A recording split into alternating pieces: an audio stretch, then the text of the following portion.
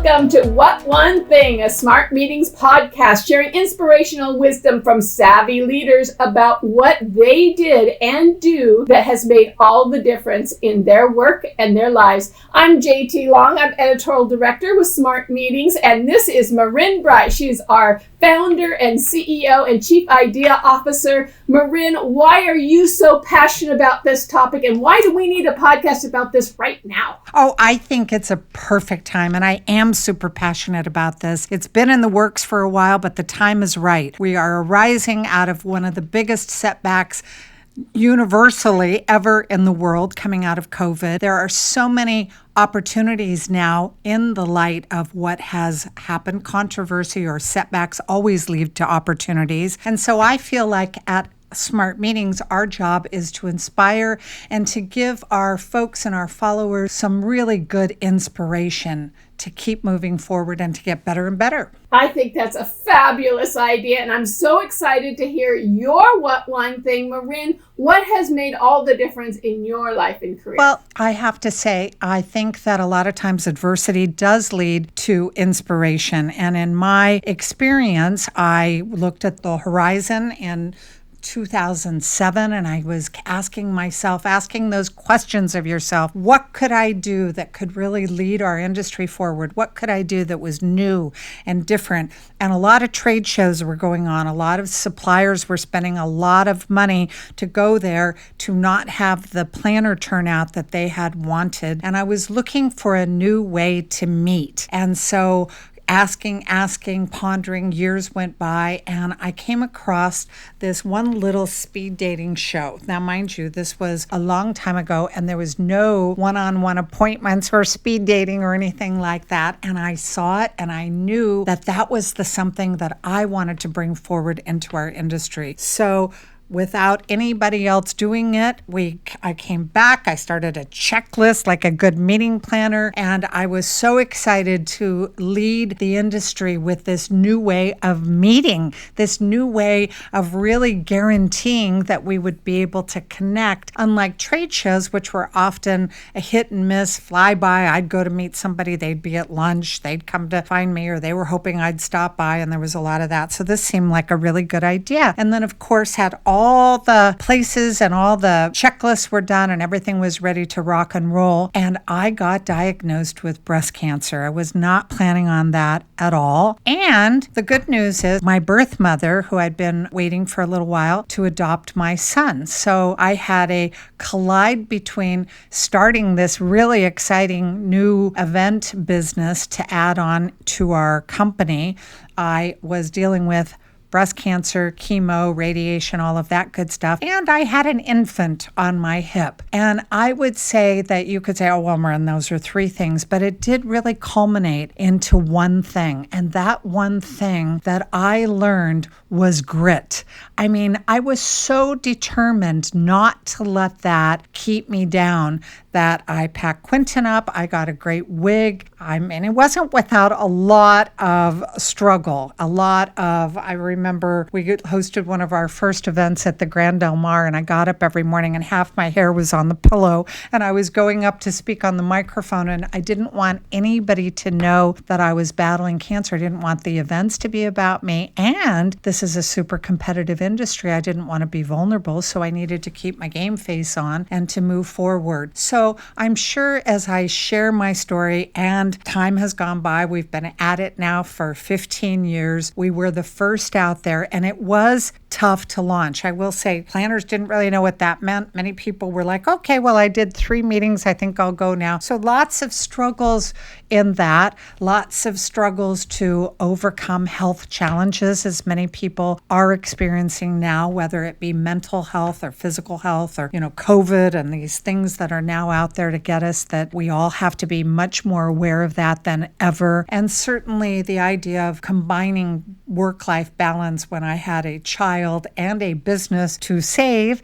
and my child became very resilient at the same time, traveled everywhere, was up on the stage with me. He was totally accepted and part of the game plan. Of course, I had many others that were taking him, so he wasn't interrupting the business. But all of that came together to really, what one thing is the power of muscling through, not giving up. I had a lot of people who told me I should just go home and curl up with my baby and get well. For me, that grit, that resiliency landed us in a place that accelerated smart meetings. It accelerated the events industry. Now everybody and their brother has a one-on-one speed dating. Thank you very much. That's the side effect of doing something that works. And my kid is alive and well, and I've been cancer-free for 15 years. So I would say to our audiences, you're all going to have struggles. You're all going to have strives. I hope you have lots of inspiration with new exciting ideas as we arise out of this, and that you are able to find true grit to get yourself through that, because it is really worth it on the other side. Absolutely. And now your events are legendary, and your son is a teenager, and here you are inspiring all of us.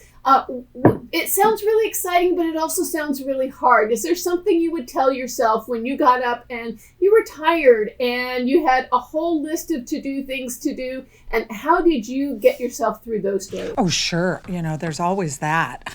I'm still tired. But I do think that when you have a purpose and a clear motivation and a passion and all of that, I truly do believe that I was motivated by not fail. I didn't want to fail. It gave me a purpose. I didn't want to be sick, so I didn't want to go home and give in to that. Actually, what's best for me is to put things aside and to keep putting one foot in front of the other. I find that's a very healthy way for me to deal with things. And I think that keeping my eye on the ball, I'll tell you, there's nothing like being at events to be all absorbed and have no time to think about any of your problems, because there's so much going on. And back in the day, we were really hustling because there was two of us and we were quite large, being the only game in town. So it turned out to be really good medicine.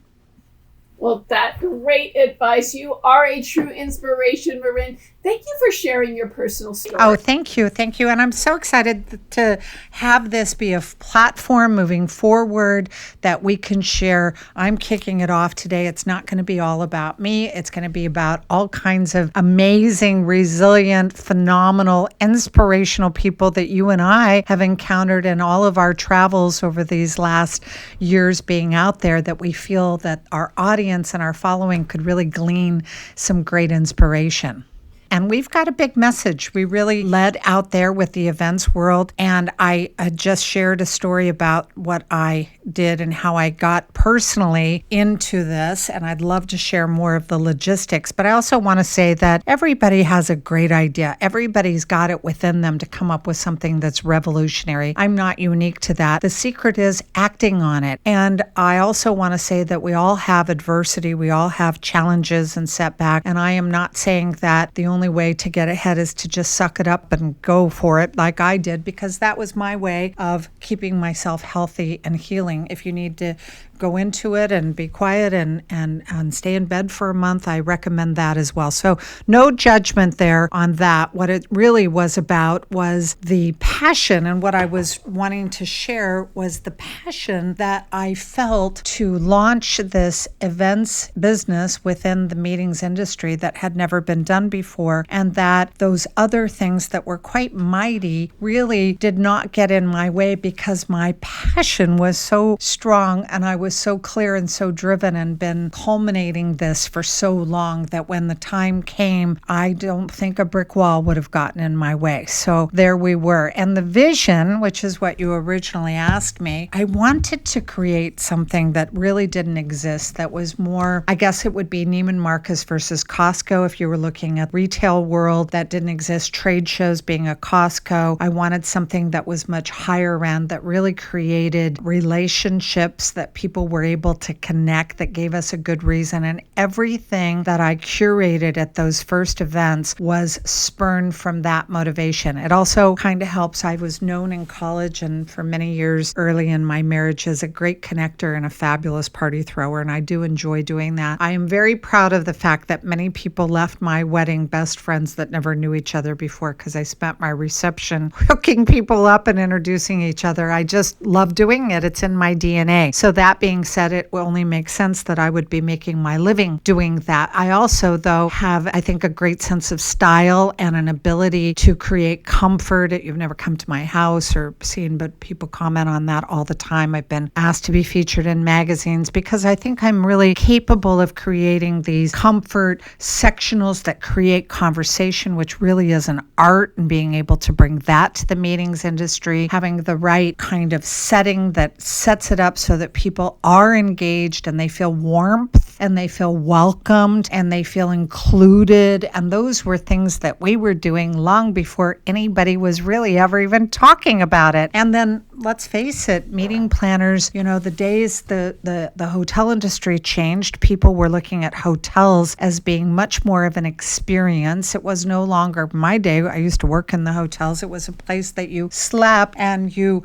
parked your car, but you'd be hard pressed to eat there. It was very rare that you maybe you had breakfast in the diner, but hotels weren't known for the restaurants. And then Kimpton and Campton Place, I think, were some of the first that really created. Well, meetings were known for their rubber chicken. So I really wanted to break out of that. And, meetings tend to follow life, and people were having better experiences, spawing. Hotels now had spas and full amenities and views. And it had really, the hotel industry had taken a leap up. The bed had to be just so, thank goodness. So I wanted to bring that leap up within the meetings industry. And so that's exactly what we did. We curated amazing meals. Our breaks weren't just, cheese and crackers. Our speakers were much more on topic. And it was really meant to be a much more intimate opportunity for folks to really get to know each other on a different level, way beyond dates and rates. And I see that in so many places now, and I'm so proud.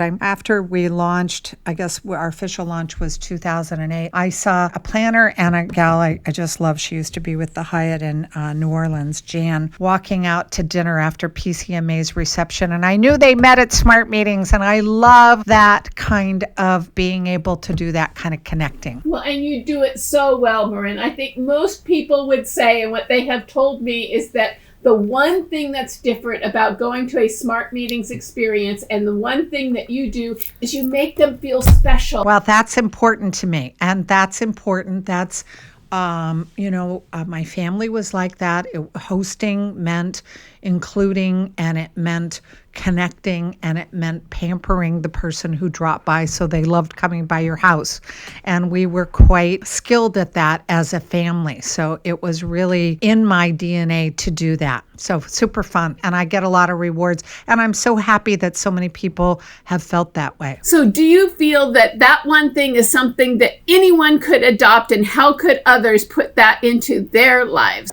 Your one thing is what's good, what's true to you, right? So your one thing might be that you have a secret sauce for something in technology, or your one thing could be innovating, or, a lot of times there's plenty of things out there that exist in the world and you could do it better. So everybody's got one thing, and also the what one thing that inspired you, what drove you, what created. That's what these podcasts, that's what we want them to be about. Not only what one idea one could springboard forward to accelerate their career or their personal success or their well-being, but what one thing could you glean to help get you there? So we're going to take these on over this next year and hopefully bring to people these ideas that are bite-sized so that you can digest it easily and walk away with something that's truly actionable.